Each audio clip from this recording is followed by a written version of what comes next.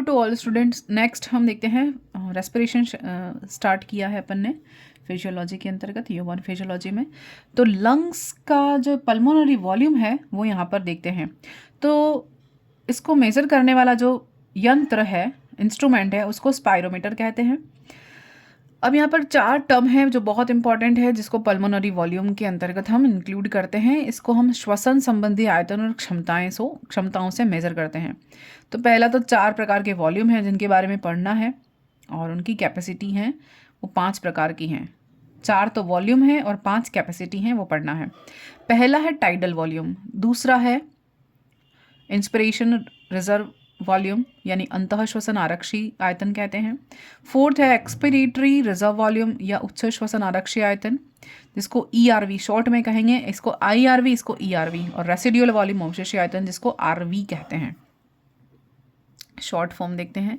यहाँ पर कैपेसिटी कितनी है? 5 प्रकार की कैपेसिटी हैं, क्षमताएं। इंस्पायरेटरी कैपेसिटी अंतः श्वसन क्षमता, दूसरा है एक्सपायरेटरी कैपेसिटी उच्च श्वसन क्षमता, थर्ड है फंक्शनल रेसिड्यूअल कैपेसिटी क्रियात्मक अवशेषी, और वाइटल कैपेसिटी जैविक क्षमता, और फिफ्थ है टोटल लंग कैपेसिटी। तो इन सब को हम यहाँ पर डिटेल में देखते हैं क्या क्या होता है। आयतन के बारे में देखते हैं। सबसे पहले टाइडल वॉल्यूम या ज्वारीय आयतन, इसको क्या कहते हैं? टाइडल वॉल्यूम या ज्वारीय आयतन। तो सामान्य श्वसन के दौरान प्रति श्वास ली गई निकाली गई वायु का आयतन जो होता है उसको टाइडल वॉल्यूम कहते हैं। ये बेसिक सा क्वेश्चन हमेशा आता है एग्जाम में, हर बार पूछा जाता है कि नॉर्मल श्वसन के दौरान जो सांस ली जाती है और सांस छोड़ी जाती है तो उसका वॉल्यूम क्या होता है, उस वॉल्यूम को क्या कहते हैं? टाइडल वॉल्यूम कहते हैं। ऑप्शन में नॉर्मल वॉल्यूम भी आता है, सामान्य श्वसन आता है तो गलत हो जाएगा, ये नहीं, टाइडल वॉल्यूम कहा जाता है उसको। तो उस टाइडल वॉल्यूम के दौरान जो ली गई वॉल्यूम है वो कितनी होती है? 500 ml होती है। कितनी होती है? 500 ml। 500 ml वायु का आयतन होता है जो सांस में हम नॉर्मली हम लेते हैं। ऐसे बैठे बैठे कुछ भी काम करते हुए जब हम ध्यान भी नहीं देते कि नॉर्मली श्वसन क्रिया चल रही है, तब वो वॉल्यूम हम लेते हैं वो कितना होता है? 500। जबकि हमारी कैपेसिटी बहुत ज़्यादा होती है, हमारी जो क्षमता है सांस लेने की या लंग्स की कैपेसिटी वो बहुत ज़्यादा है, लेकिन हम नॉर्मली अपनी श्वसन क्रिया पर ध्यान नहीं देते हैं। तो 1 मिनट में लगभग 6000 से 8000 तक वायु अंतः श्वसित या उच्च श्वसित की जाती है। यानी हमारी क्षमता कितनी है? 6000। नॉर्मली 6 से 8000 ml तक लेने की क्षमता है, लेकिन हम लेते कितनी है? ओनली 500। तो श्वास दर जो होती है वो कितनी है? 1 मिनट में 12 से 16 बार प्रति मिनट होती है। ठीक है। अब है इंस्पायरेटरी रिजर्व वॉल्यूम, सेकंड वाला अंतः श्वसन आरक्षी IRV, इसको देखते हैं। यहाँ से क्वेश्चन आते हैं ना, वायु की वह अतिरिक्त मात्रा जो बलपूर्वक अंतः श्वसन द्वारा ली जाती है, यानी कि वो एक्स्ट्रा सांस जो हम फोर्सफुली कभी लेते हैं ना जैसे, तो वो क्या कही जाती है? इंस्पायरेटरी रिजर्व वॉल्यूम कही जाती है। एडिशनल वॉल्यूम कह सकते हैं इसको। ये एडिशनल वॉल्यूम है जो टाइडल वॉल्यूम के अलावा होती है, तो एडिशनल वैल्यू कितनी हो गई? 2500 से लेकर 3000 ml तक। तो ये नॉर्मल है एडिशनल वैल्यू हमारी। ठीक है, 2 वॉल्यूम हमने देख लिए, टाइडल वॉल्यूम और इंस्पिरेटरी रिजर्व वॉल्यूम। नेक्स्ट है एक्सपायरेटरी रिजर्व वॉल्यूम, इसको हम ERV भी कहते हैं। वायु की वह अतिरिक्त मात्रा जो बलपूर्वक फेफड़ों से बाहर निकाली जाती है इसको ERV कहते हैं। लगभग कितनी होती है? 1000 से 1100 ml तक की होती है। फोर्थ है यानी फोर्सफुली जो बाहर निकाल रहे हैं वो इतनी हो गई 1000 तक। ठीक है, नॉर्मल ले रहे हैं 500 और फोर्सफुली खींच के ले रहे हैं वो हो गई आपकी 2500 से 3000। जो फोर्सफुली छोड़ रहे हैं वो कितनी हो गई? 1000 से 1100। और रेसिड्यूअल वॉल्यूम सब कुछ करने के बाद भी जो अंदर फेफड़ों में बची हुई है शेष, वो कितनी है देखते हैं। वायु की वह मात्रा जो बलपूर्वक शेष श्वसन के बाद भी शेष रहती है, फोर्सफुली छोड़ दी हमने, उसके बाद बची कितनी? तो कितनी बचेगी? 1100 से 1200 ml तक की रहती है। इसको स्पायरोमीटर में नहीं माप सकते हैं क्योंकि वो उतनी हमेशा लंग्स में रहती है, तो वो बाहर आएगी नहीं ना जा रही है, तो उसको हम स्पायरोमीटर से मेजर नहीं कर सकते। ठीक है, रेसिडुअल वॉल्यूम हो गई RV। अब हम कैपेसिटी के बारे में देखते हैं। Pulmonary capacity, inspiratory capacity. सबसे पहले देखते हैं इंस्पायरेटरी कैपेसिटी क्या है।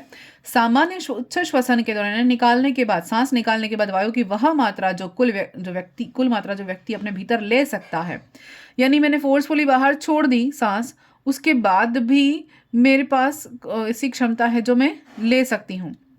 ठीक है, तो वो क्या कही जाएगी? Inspiratory capacity. मेरी क्षमता कितनी है वो क्या कही जाएगी? इंस्पायरेटरी कैपेसिटी कही जाएगी। यानी IC, इसको क्या कहेंगे? IC से मेजर करेंगे। IC is equal to TV ज्वारीय आयतन, यानी सांस ले ली मैंने नॉर्मल, उसके बाद बलपूर्वक कितनी ले सकती हूँ मैं? 2500 ले सकती हूँ, ठीक है। तो ये टोटल क्या हो जाएगी, आईसी हो जाएगी। तो 500 प्लस 2500, ठीक है, ये मैंने जोड़ दिया तो कितना हो जाएगा, यानी 3000। मेरी कैपेसिटी कितनी हो गई लेने की, 3000 से 3500 ml तक की मेरी कैपेसिटी है। यानी total volume of air a person can breathe in after normal expiration. मैंने फोर्सफुली एक्सपायर कर दिया, सांस छोड़ दी, उसके बाद मैं कितनी सांस ले सकती हूँ, वो क्या कही जाएगी, इंस्पायरेटरी कैपेसिटी कही जाएगी मेरी। फिर एक्सपायरेटरी कैपेसिटी क्या होता है, सामान्य अंतः श्वसन के बाद, नॉर्मल मैंने सांस ले ली, उसके बाद मैं फोर्सफुली कितनी बाहर निकाल सकती हूँ। सामान्य सांस लेने के बाद मैं फोर्सफुली कितनी बाहर निकाल सकती हूँ, लेनी तो सामान्य है लेकिन छोड़नी फोर्सफुली है, ठीक है। तो यानी ईसी हो जाएगा एक्सपायरेटरी कैपेसिटी, टीवी यानी कि टाइडल वॉल्यूम, प्लस ईआरवी यानी एक्सपायरेटरी रिजर्व वॉल्यूम, बलपूर्वक छोड़ना है, ठीक है। इसके बाद मैं कितनी ले सकती हूँ, यानी 500 प्लस 1000, ये 1000। तो ईआरवी कितनी है, ये 1000 है ना, तो ये कितना हो जाएगा, 1500 ml तक की एक्सपायरेटरी कैपेसिटी कही जाएगी। अब है क्रियात्मक अवशेषी आयतन, फंक्शनल रेसिडुअल वॉल्यूम भी कहते हैं इसको। तो FRC is equal to ERV plus RV. ERV यानी क्या हो गया, एक्सपायरेटरी रिजर्व वॉल्यूम, और आरवी यानी रिजर्व वॉल्यूम, रेसिडुअल वॉल्यूम। तो क्या है, लंग्स में पाए जाने वाली वायु की वह शेष मात्रा जो सामान्य उच्च श्वसन के बाद फेफड़ों में रह जाती है। नॉर्मली हमने सांस छोड़ दी और उसके बाद जो रही लंग्स के अंदर, वो क्या कही जाएगी, फंक्शनल रेसिडुअल वॉल्यूम कही जाएगी। Volume of air left in lungs after normal expiration, सामान्य श्वसन के बाद जो मैंने छोड़ा, उसके बाद जो मेरे लंग्स में शेष रही, वो क्या कही जाएगी, फंक्शनल अवशेषी आयतन कहा जाएगा। नेक्स्ट देखते हैं,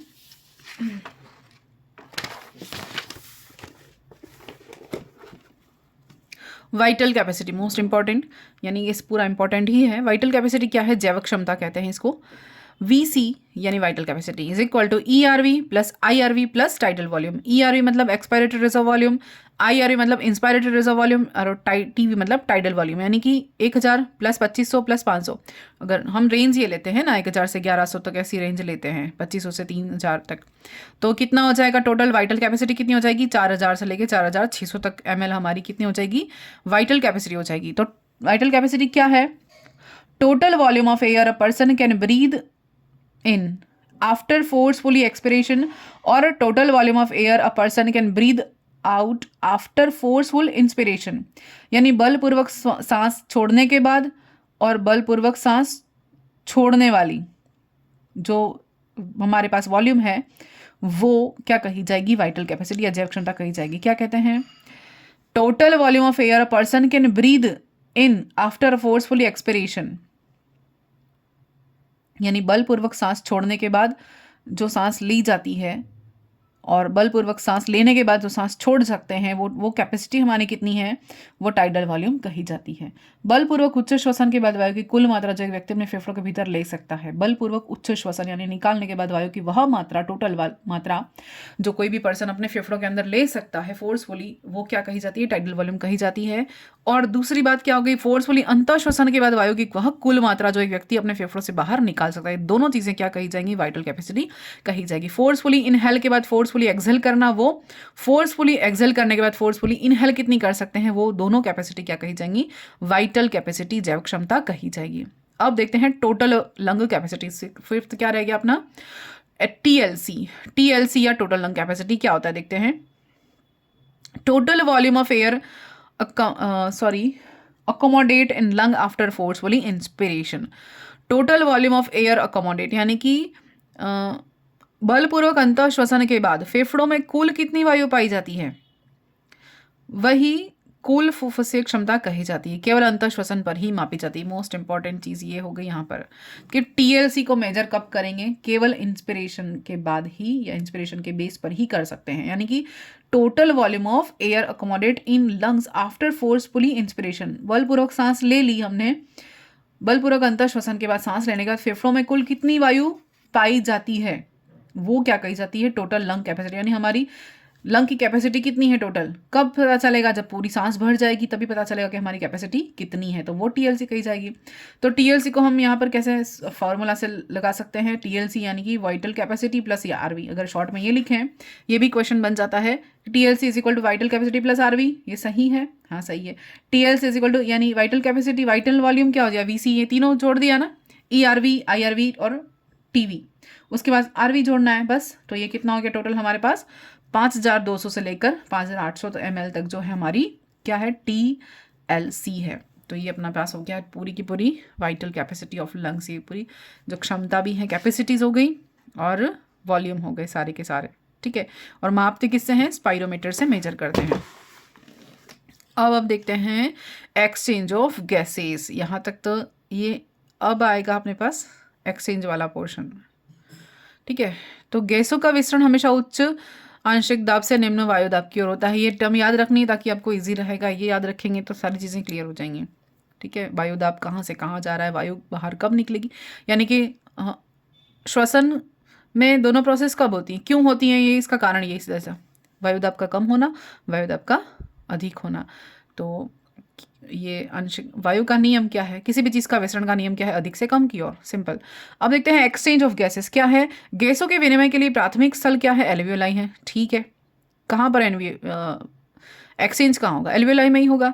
तो वहाँ हो एल्वियोलाई एक्सचेंज यानी क्या हो रहा है, CO2 O2 का आदान प्रदान हो रहा है, सिंपल, किसके बीच में, ब्लड और टिश्यूज़ के बीच में हो रहा है। एल्वियोलाई में क्या है, टिश्यूज़ ही तो है और ऑक्सीजन है, और ब्लड कैपिलरीज से अटैच होती हैं, तो उन दोनों के बीच में क्या होता है, आदान प्रदान होता रहता है।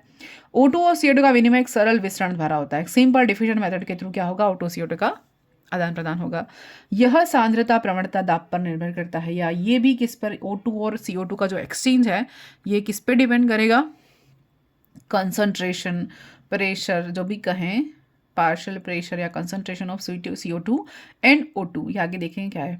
गैसों की घुलनशीलता और झिल्लियों की मोटाई भी विसरण दर को प्रभावित करती है, अगर गैसों की डिजोल्व यानी किस तरह की गैसें डिजोल्व हैं, कितना आंशिक दाब है उनका, और झिल्ली की मोटाई कितनी है, उस पर भी विसरण की दर निर्भर करती है, ठीक है। ये अगर स्टेटमेंट में आता है तो ये आपको सही करना है, सही है। जो गैस अधिक घुलनशील है उसका विसरण दाब अधिक होगा, बिल्कुल सही है, ये स्टेटमेंट में आ सकते हैं ना क्वेश्चन। झिल्ली की मोटाई भी विसरण दर को प्रभावित करती है, ठीक है, झिल्ली पतली होगी तो विसरण जल्दी होगा, मोटी होगी तो धीरे होगा। अब है partial pressure, partial pressure of gases, आंशिक दाब की बात कर रहे थे, वो आगे क्या है आंशिक दाब, बहुत सारी गैसों के मिश्रण में किसी एक गैस की भागीदारी को क्या कहते हैं, आंशिक दाब। आंशिक दाब क्या है, यानी कि गैस हम जो इनहेल कर रहे हैं उसमें सारी गैसेस मिक्स हैं, तो उसमें हमारी ऑक्सीजन का पार्ट कितना है, तो कैसे पता चलेगा, किसी एक गैस की भागीदारी को उसको आंशिक, यानी कि एक ऑक्सीजन का उस पार्टिसिपेशन कितना है उस पूरी गैसेस के मिक्सचर में जो हम इनहेल कर रहे हैं, जो एनवायरनमेंट में प्रेजेंट है, तो वो क्या कहा जाएगा, पार्शियल प्रेशर ऑफ गैस कहा जाएगा, या ऑक्सीजन या CO2 कहा जाएगा। O2 के लिए PO2 और CO2 के लिए PO2 लिखा जाता है, पार्शियल प्रेशर ऑफ ऑक्सीजन को PO2 और partial pressure of CO carbon dioxide को PCO2 लिखा जाता है, ठीक है। टेबल बनाइए यहाँ पर, ये क्या देख सकते हैं, दोनों गैसों का आंशिक दाब, यहाँ पर ये क्वेश्चन आता है ना, PO2 का, और ये डायरेक्टली टेबल से उठा के ही क्वेश्चन आता है। तो O2 जो है वो कुपिकाओं में कुपिकाओं से रक्त में जाएगी, ठीक है, और रक्त से कहाँ जाएगी, टिश्यू में जाएगी, भेजना कहाँ है, टिश्यू में भेजना है, सेल में भेजना है ऑक्सीजन। इसी प्रकार CO2 उत्तकों से रक्त में आएगी और रक्त से कुपिकाओं में आ जाएगी और बॉडी के बाहर नेजल चैम्बर से निकल जाएगी। तो यहाँ पर ये प्रोसेस हो रही है आदान प्रदान की। तो इसके लिए प्रेशर कितना होता है, मिक्स जो गैसेज होती हैं, एटमॉस्फेरिक एयर होती है, उसमें O2 का कितना स्थान है, या O2 का कितना प्रेशर है, O2 का है एटमॉस्फेरिक प्रेशर जो है एयर कहेंगे वो 159 है, और एल्वियोलाई में अगर पूछे क्वेश्चन ऐसे आता है, एल्वियोलाई में PO2 क्या है, तो 140 है, ठीक है। ब्लड में पूछें शुद्ध ऑक्सीजन तो 95, और ब्लड में अशुद्ध ऑक्सीजन पूछें तो यानी CO2, सॉरी अशुद्ध पूछा जाए तो क्या है 40, और टिश्यू में पूछा जाए तो 40, ये प्रेशर है, ठीक है। आपको एज इट इज टेबल याद रख लेनी है। CO2 का पूछा जाए तो एटमॉस्फेरिक प्रेशर कितना है 0.3, वातावरण में कितनी है 0.3% CO2 प्रेजेंट है।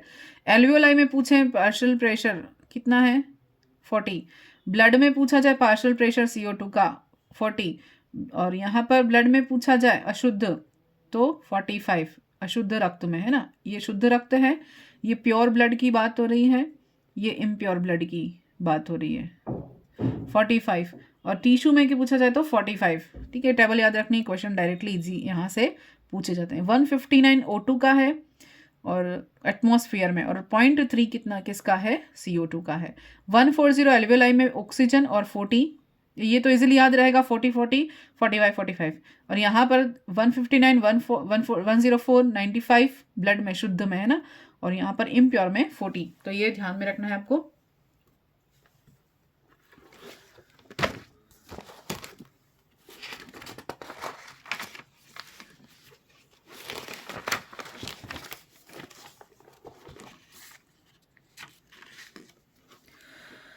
अब यहाँ पर देखते हैं ट्रांसफर, जो सर ऑक्सीजन का और CO2 का एक्सचेंज एल्वियोलाई से टिश्यू में किस तरह से हो रहा है, ये डायग्राम के थ्रू समझेंगे। यहाँ पर देखिए इंस्पायर्ड एयर, ये एयर अंदर आ रही है, ठीक है। अब ये एल्वियोलर एयर है, ये क्या कहा जाएगा, एल्वियोलर एयर है। उसमें ऑक्सीजन का कितना दाब है, 140, और कार्बन डाइऑक्साइड का कितना दाब है, 40 mmHg, ठीक है। यहाँ से ब्लड, यहाँ से ये क्या है, पल्मोनरी वेन, और ये पल्मोनरी आर्टरी। तो पहले यहाँ से देखते हैं एल्वियोलस में एयर कहाँ जा रही है, एल्वियोलर एयर जो चैम्बर से एल्वियोलस में, उसके बाद जाएगी कहाँ पर, ये पल्मोनरी वेन, पल्मोनरी वेन से यहाँ पर ये ऑक्सीजन जाएगी, फिर यहाँ से भी ये मूव करेगी ऑक्सीजन पल्मोनरी वेन में, ये डिफ्यूज़ हो रही है ना, O2 अंदर की ओर जा रही है, इसे अंदर भेजना है, यहाँ से ये हार्ट के अंदर जाएगी, और लेफ्ट ऑरिकल, ये हृदय बना रखा है ना, लेफ्ट वेंट्रिकल, ये सिस्टमिक आर्टरी, और यहाँ पर यानी कि लंग्स के अंदर, पल्मोनरी वेन में या लंग्स के अंदर जो दाब है PO2 का वो कितना है, 95। यहाँ देखा ना प्योर ब्लड का, ये प्योर ब्लड वाला दाब कितना है, 95, और CO2 का कितना है, 40। अब यहाँ आते हैं बॉडी टिश्यू के अंदर, है ना, बॉडी टिश्यू के अंदर एक्सचेंज हो जाएगा, और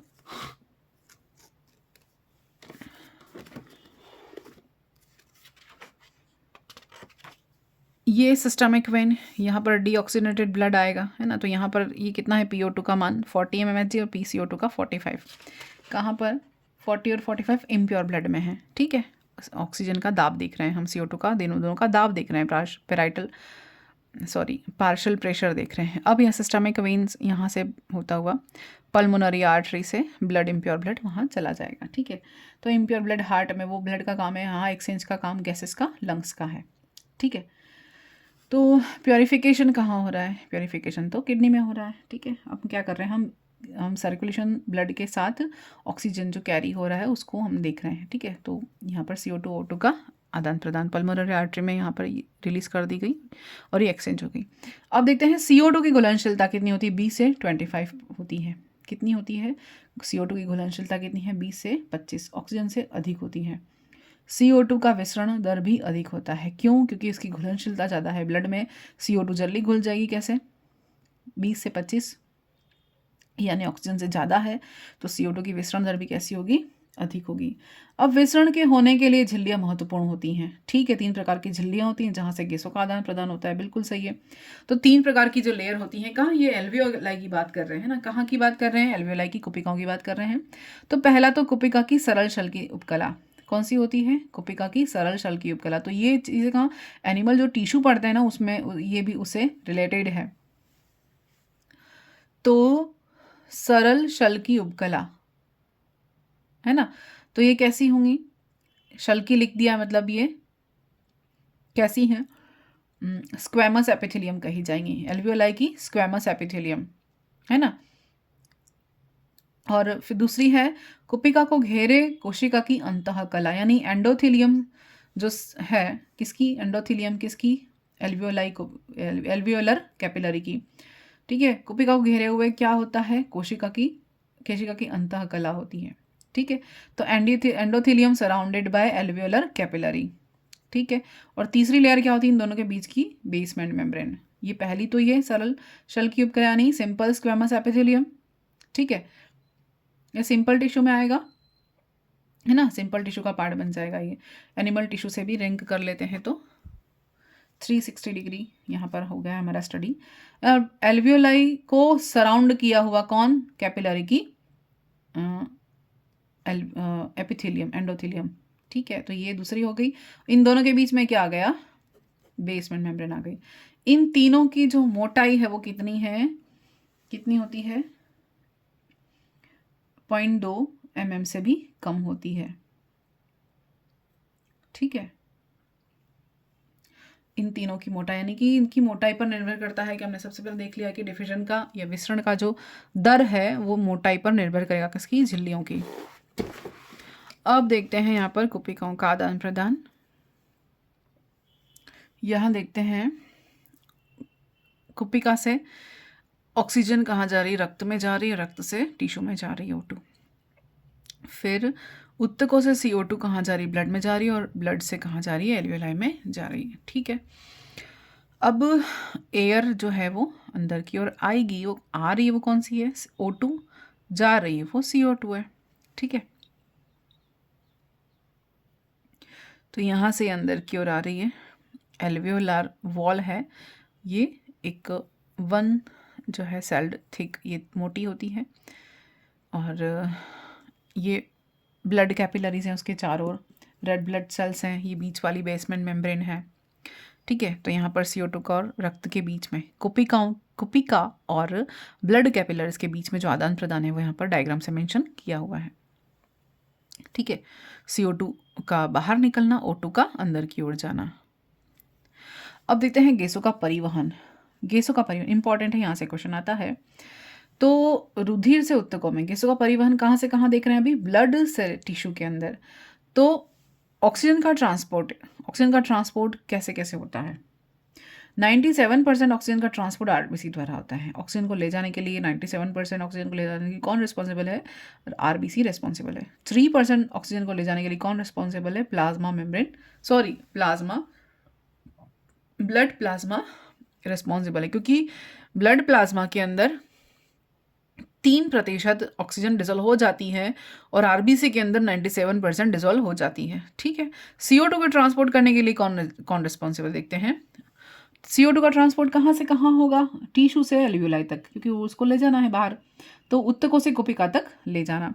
तो 20 से 25% यानी टोटल अगर हम देखें तो 23% CO2 का ट्रांसपोर्ट किसके द्वारा होता है? आरबीसी के द्वारा होता है।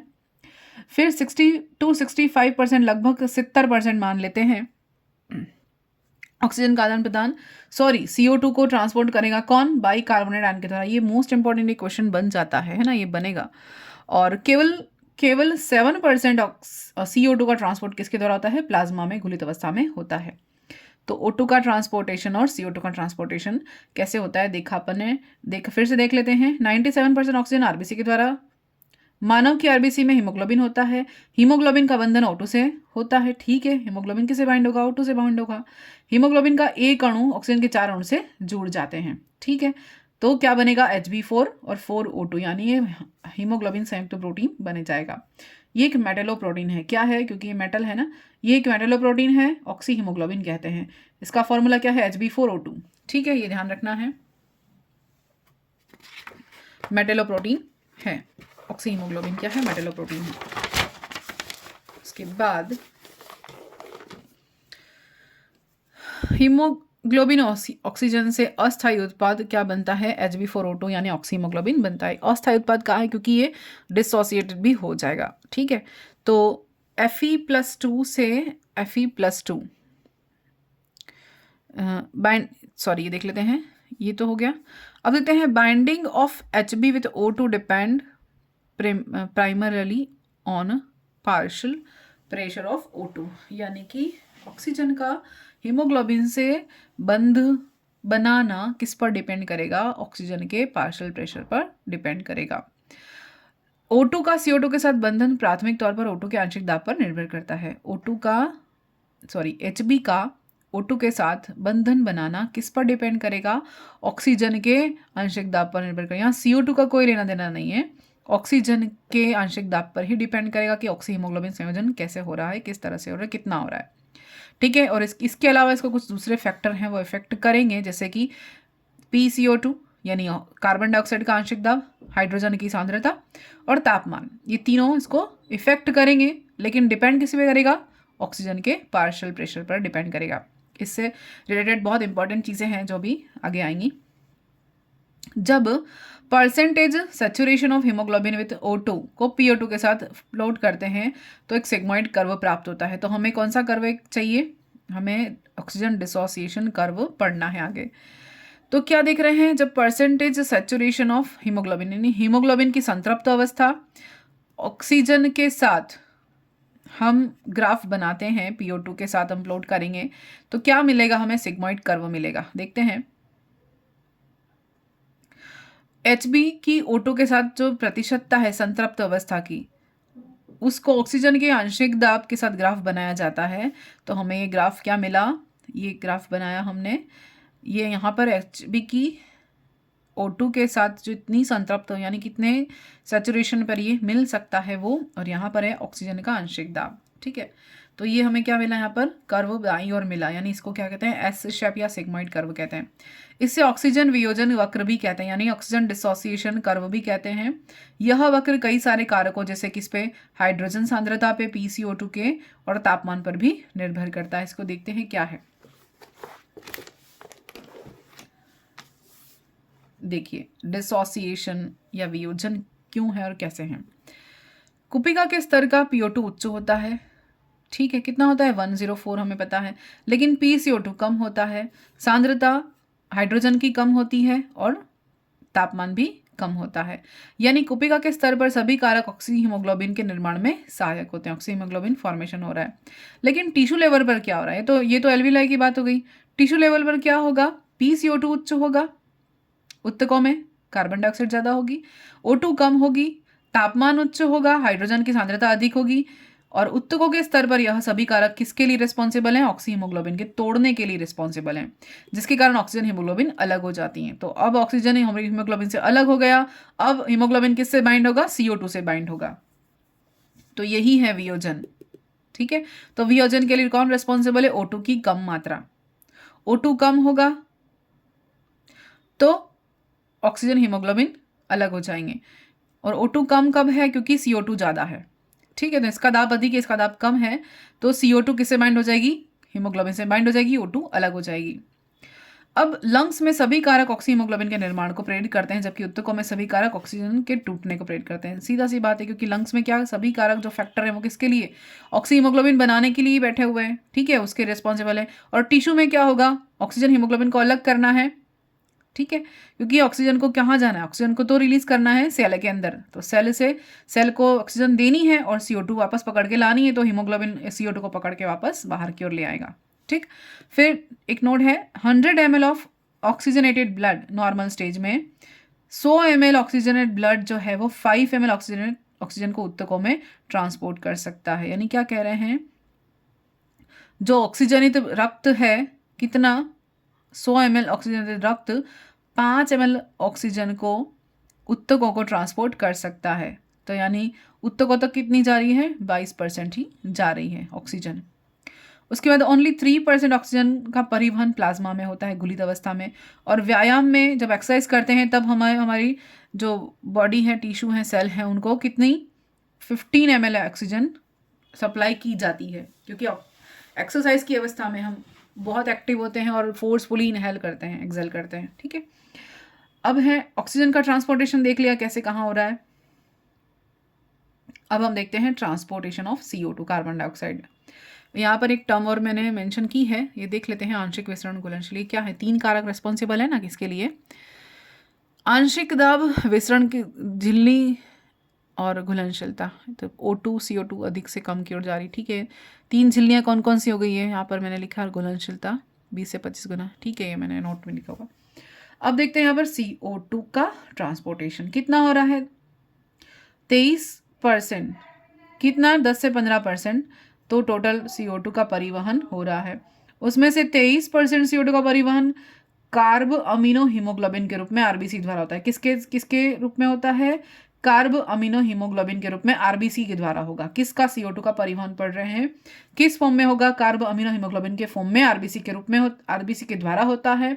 दूसरा है HB का CO2 के साथ बंधन CO2 के आंशिक दाब पर निर्भर करता है। HB CO2 से कैसे बंध बनाएगी या बॉन्ड बनाएगी, बाइंड होगी, वो किस पर डिपेंड करेगा? CO2 के आंशिक दाब पर, यानी PCO2 पर डिपेंड करेगा। लेकिन इस बंधन को O2 का आंशिक दाब भी मुख्य रूप से प्रभावित करता है, क्योंकि यहाँ पर क्या देखा है? HB और CO2 का बंधन बनाने में कौन रिस्पॉन्सिबल है? CO2 का आंशिक दाब, लेकिन इसको O2 का आंशिक दाब भी इफेक्ट करेगा, क्योंकि सीधी सी बात है, जहां सांद्रता ज्यादा है वहां से कम, ज्यादा से कम की ओर जाएगा। O2 का आंशिक दाब अधिक है तो वो डिफ्यूज हो जाएगा। अब देखते हैं आगे कुपिकाओं के स्तर तक हम देखते हैं। कुपिका के स्तर पर CO2 का ट्रांसपोर्ट, जब PCO2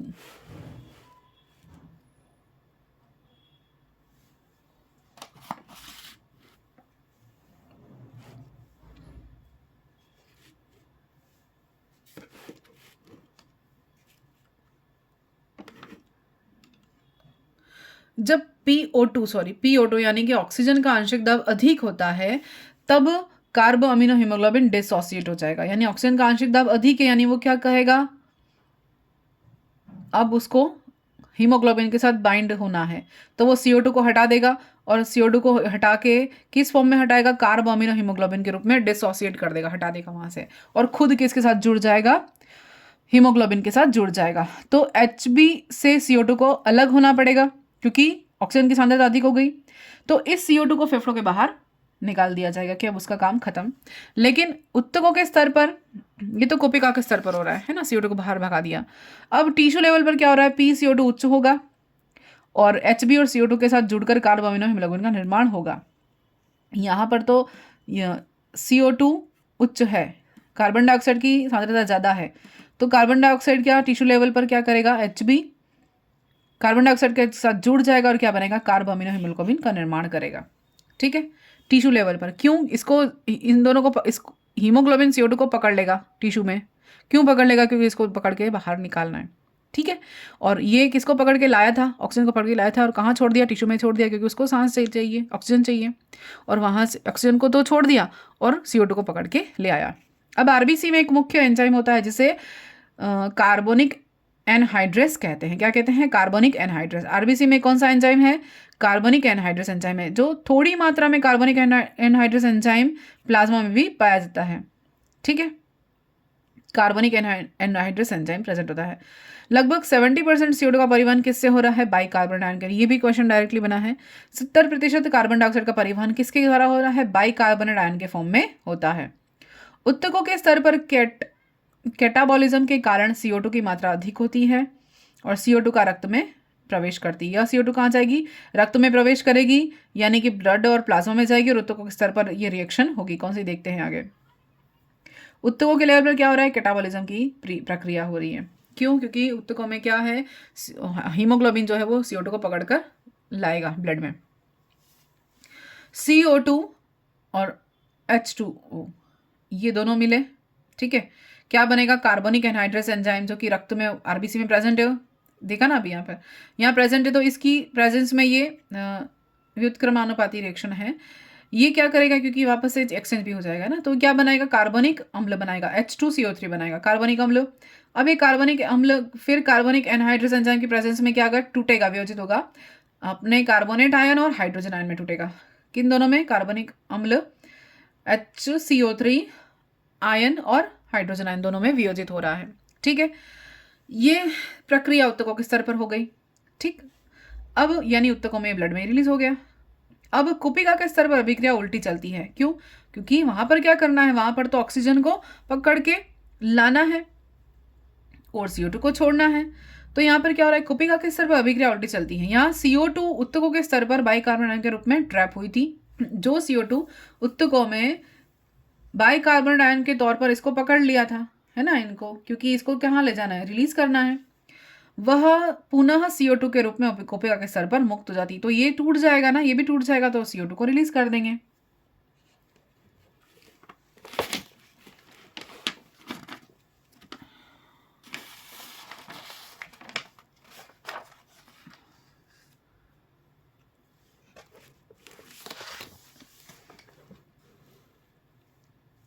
आप देखते हैं 100 ml deoxygenated blood almost 4 ml CO2 को कोशिकाओं में ट्रांसपोर्ट करती है।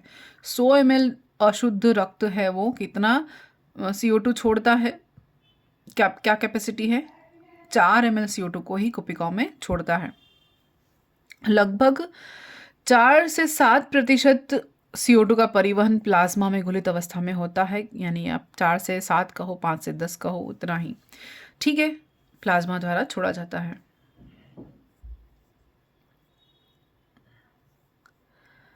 अब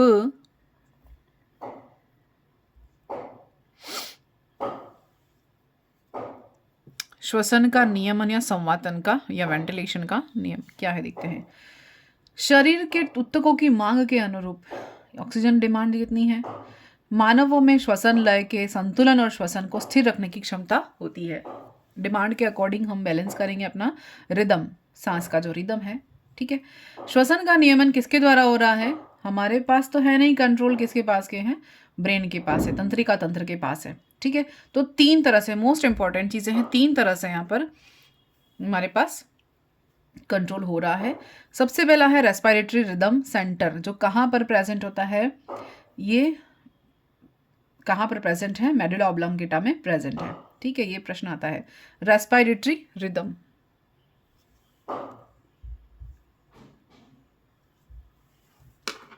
नेक्स्ट हम आगे देखेंगे अगले वीडियो में।